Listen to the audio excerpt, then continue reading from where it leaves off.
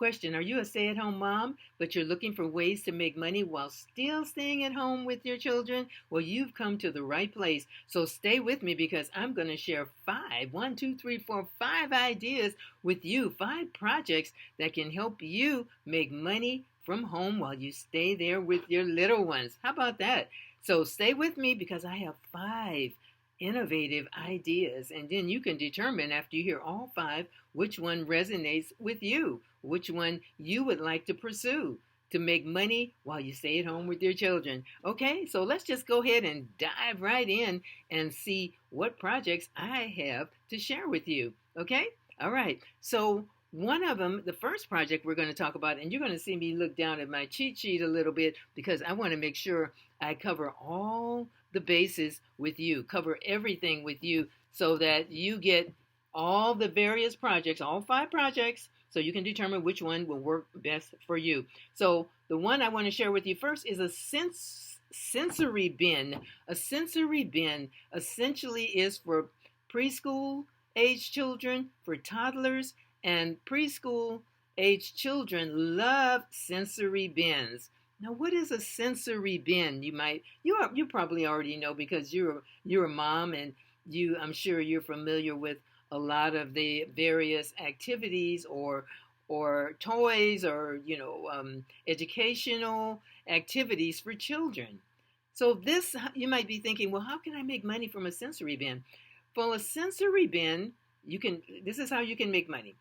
Number one, you can sell the ideas to how to put a sensory bin together to other stay-at-home moms, or you can put a package together and act, like already pre-made for moms so that they don't have to figure out what to put in there and what not to put in there, but you can actually have it already packaged and ship it off to them, and they will be pleased as punch. So you have two options. You can put together a one-sheeter on how to put together a sensory bin and some of the benefits and all of that for a sensory bin, or you can put it together, all the aspects for a sensory bin, based on what that particular mom is looking for in terms of what she would want in the sensory bin. But I have some great ideas for you.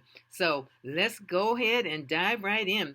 So a sensory bin is not just for children to play in. It's not just empty playing, like they're just playing and just having fun, which is children need to do that from the standpoint of child development. I have my master's in education, and I've worked and taught preschoolers before, so I do know a little bit about preschoolers. Plus, I have 7 grandchildren, starting from the age of 3 months all the way to 20 years old. How about that? So I do have a little bit of experience relative to child development. All right, so a sensory bin. The benefits that are provided by a sensory bin, and like I said, I'm going to be looking down just a little bit to look at my cheat sheet so I don't miss out on anything. So it provides a child an opportunity to explore multiple senses. That includes touch, feel. They might even want to taste and smell.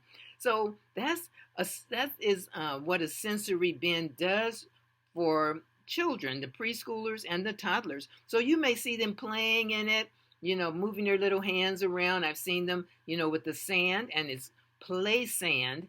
So if you put together a sensory bin, you don't want to just go to the beach and get regular sand. You want to order play sand, which you can from Home Depot, or you can go online. There's lots of companies selling play sand. Play sand is nice and clean, and it's appropriate for sensory bins, and that's what you would want to use. Or you can always use something else in the sensory bin that's soft, that won't be harmful to your child, so that you don't want to put beads in there like beans or anything like that, because then they could put it in their mouth and then there's a problem there. So I just recommend the play sand, and that way they get the touch and feel of that sand too, so that helps them with that whole sensory movement and activating their senses, as we said, the sight, the sound, the smell, all of that. So it provides the child with a tactile kinesthetic experience. So tactile kinesthetics, tactile kinesthetics, excuse me, is feeling it. I'm a tactile kinesthetic person. I like to touch it and feel it. A lot of individuals are on their phones now, which I am to a degree, but a lot of people don't even write anymore. They just put everything in their phones, but I like to write it out.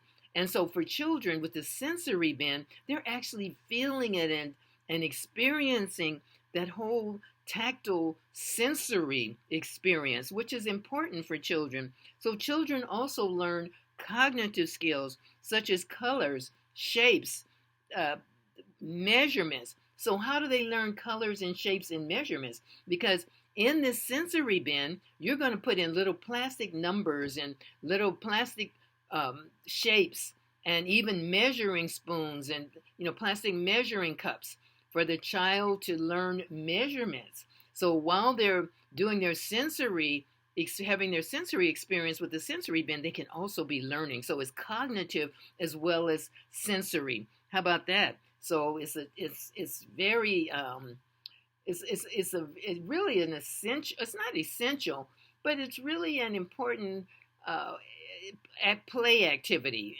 and I want to say play using that loosely, but it's also, as I said, it's affecting the cognitive as well.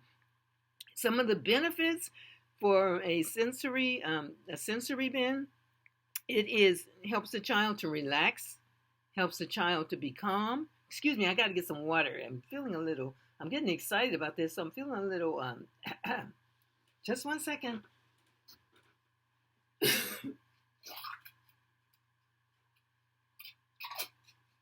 Okay, I'm back.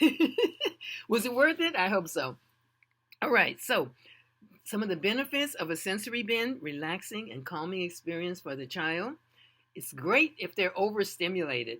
I have, as I mentioned, grandchildren, and my 7-year-old grandson, he's smart as he can be, but he is a hyper little guy. And so the sensory bin works really, really well for him, and he can spend lots of time there just relaxing and calming down, with the sensory bin and, running his fingers through the play sand. And he just has an awesome experience, and it helps to calm him down. Another benefit of the sensory bin is if your child has a tendency to have meltdowns. And I'm laughing because my little 2-year-old, what is she, 3 now? Not almost 3. Oh, she wants to have her way. She wants to have her way. So she thinks, okay, I'll just go stretch out on the floor and kick my heels together, and maybe somebody might let me have what I don't need to have. Maybe I can influence someone. So the sensory bin really helps her with her, when she wants to have these little meltdowns, to try and, get her way, kicking her heels and looking around to see, is anybody looking? A sensory bin also encourages quiet time, and it encourages independent play.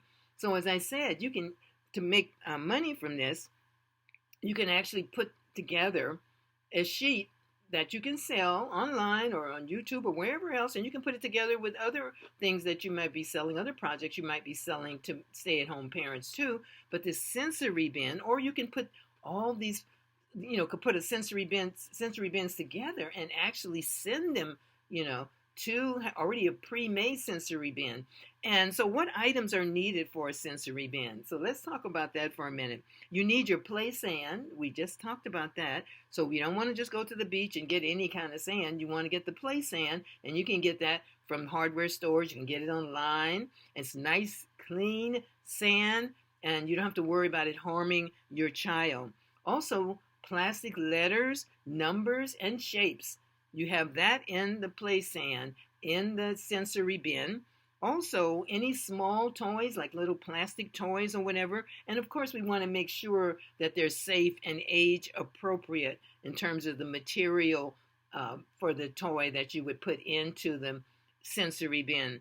So if you're making it from home, if you were giving instructions to a parent, then they can start with a 3-gallon container, And it would probably be best to have one that's flat, that's horizontal versus one that's vertical. So the horizontal one is the ideal one.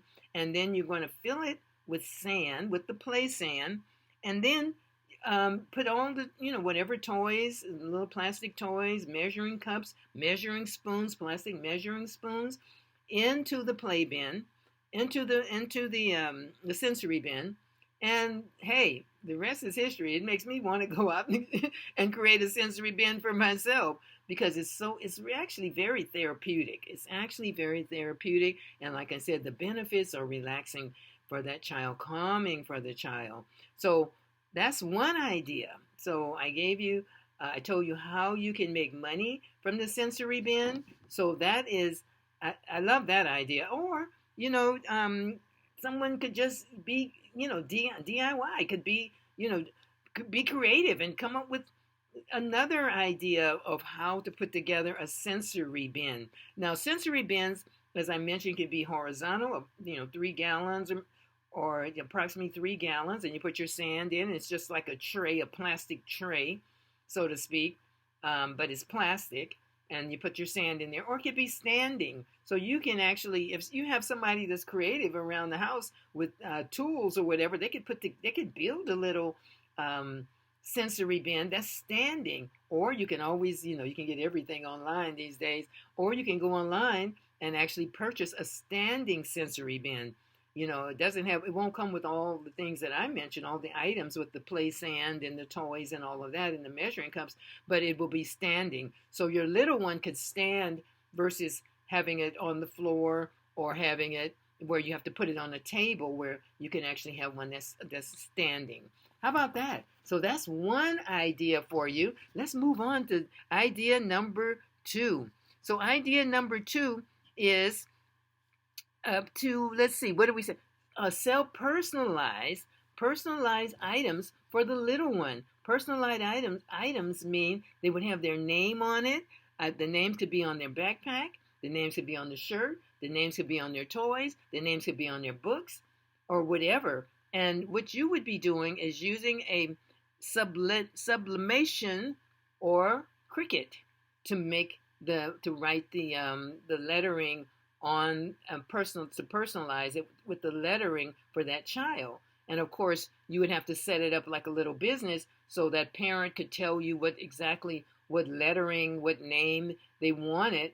And this takes a little bit more involvement, but hey, that might be something that resonates with you. This may be an idea that resonates with you. So you can print designs with using special transfer paper, and then you use a heat process in order to do the personalization.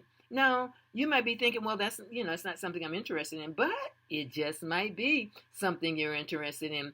After all, we see personalized items everywhere. People love personalized items, so that might be something you want to think about. And you can always go on YouTube or you can go on Google and get more information about how to create a business where you personalize items for little ones, for preschoolers, for toddlers. They have their name on their little toy or on their book or on their backpack. They love it. It's personalized. How about that? All right, let's move on to item number 3 in terms of projects. All right, so this is create and sell meal planning. This is something you're going to create. So if you, this is a sheet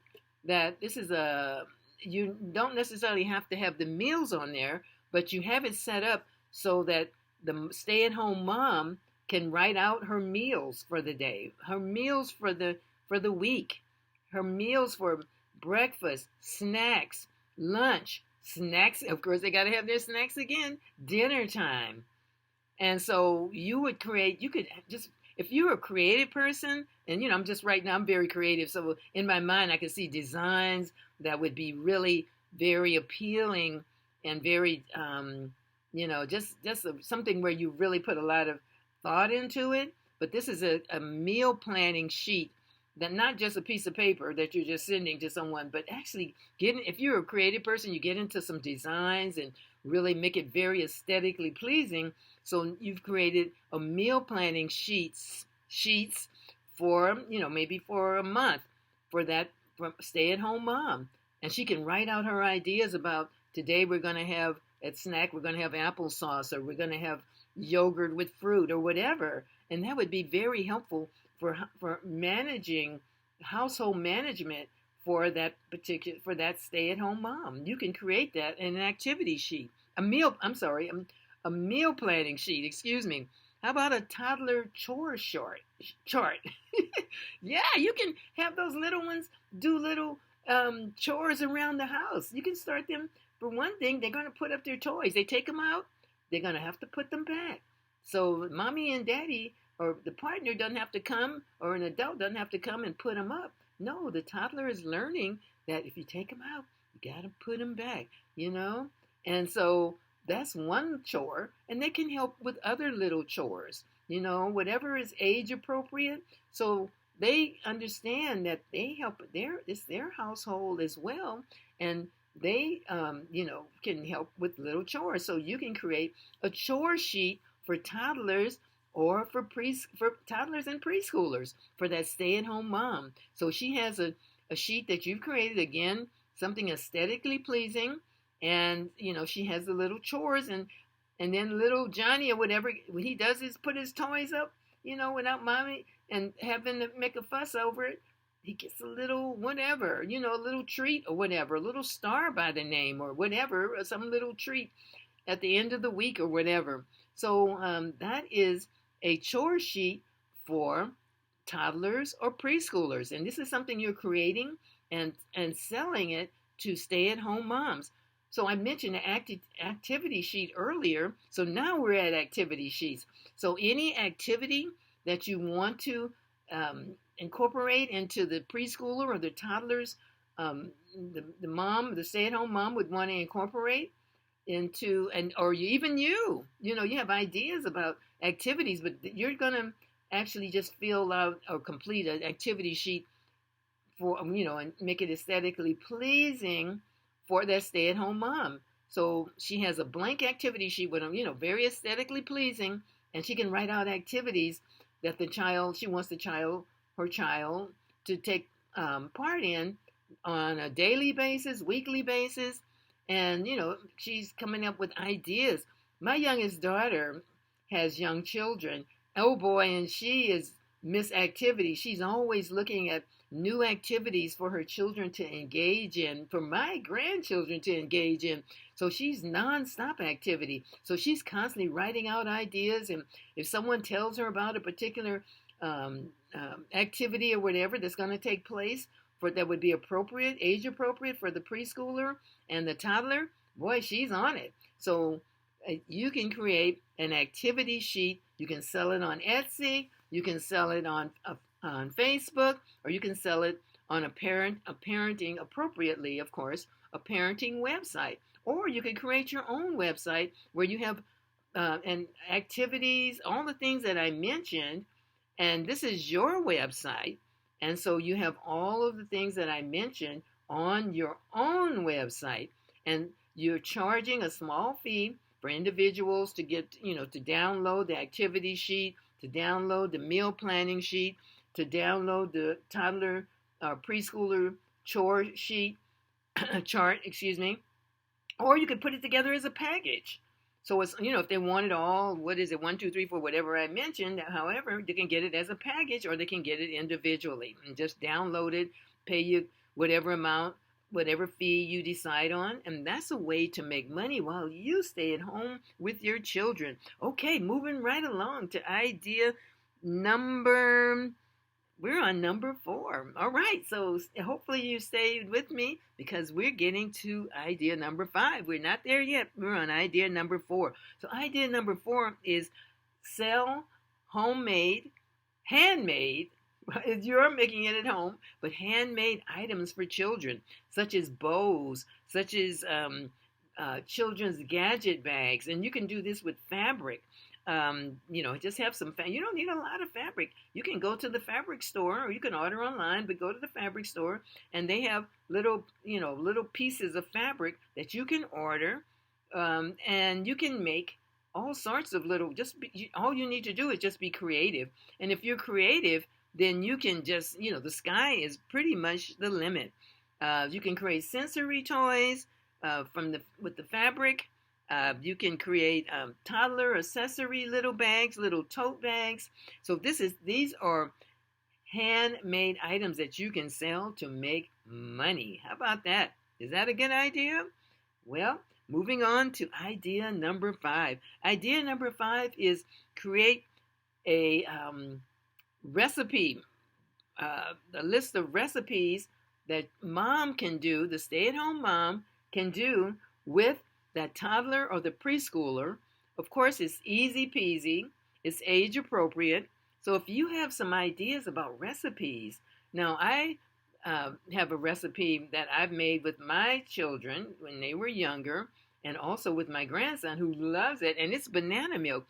You have a ripe banana, a tad of nutmeg. You don't have to use it if you don't want to. A little cinnamon, and if the banana's ripe enough, you don't need any sweetener. You don't need any honey or anything. You just put a little milk in there, put it in the blender, and and they can, peel the banana and put the little whatever, you want to put in there, want to add in there, put a little milk in there.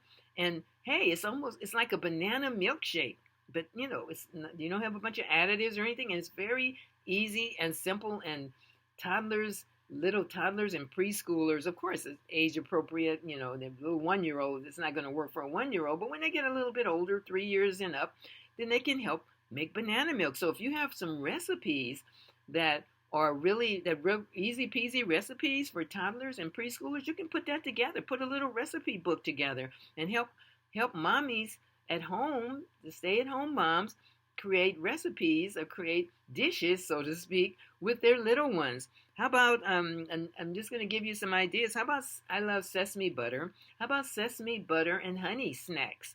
You put it on a piece of bread, and the little toddler, your toddler or your preschooler is helping you create snacks with spreading on the sesame butter, putting on a little bit of honey, creating their own little snacks. How about the toddler or the preschooler helping make a fruit cup? Fruit cup with maybe some yogurt and put some fruit in there, stir it around. Hey, and it's yummy, yummy, yummy. All right, but if you have other ideas that's tried and true that you've used with your preschooler or toddler, you can put a little recipe book together. That's easy peasy. Stay-at-home moms would love it. So that's pretty much it. That's what I wanted to share with you today. So hopefully you stayed with me for all 5 ideas, and you can think about which one you might want to try to make money from home. These are projects that you can think about to make money while you're staying at home with your little ones. All right? So let me say this. If this has been helpful for you, my name is Maria. Please subscribe and like my video, and I would really appreciate it. All right, so I'm going to sign off for now. Please like and subscribe. I would appreciate it so very much, and I hope you're having fun or enjoying the time with your toddler or your preschooler.